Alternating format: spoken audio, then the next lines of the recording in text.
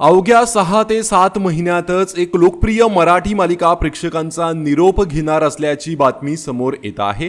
कोणती आहे ही मालिका तेच जाणून घेऊया। स्टार प्रवाह वाहिनीवर एक नवी मालिका सुरू होत आहे।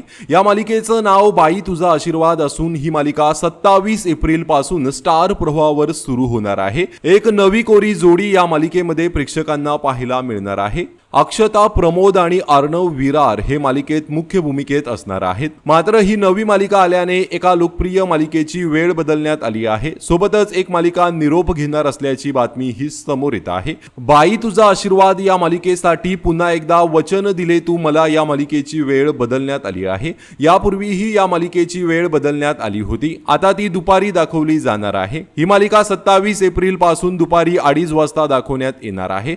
मात्र महत्त्वाची गोष्ट अशी आहे की या वेळेमध्ये आधीच नशीबवान ही मालिका प्रक्षेपित केली जाते। त्यामुळे नशीबवान मालिकेचं काय होणार असा प्रश्न आता प्रेक्षकांना पडला आहे।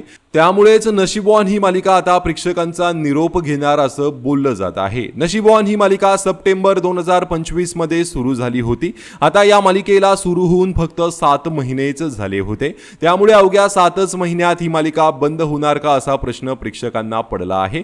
स्टार प्रवाहाने या मालिकेच्या अंतिम भागाचा प्रोमो अजून तरी शेअर केलेला नाहीये।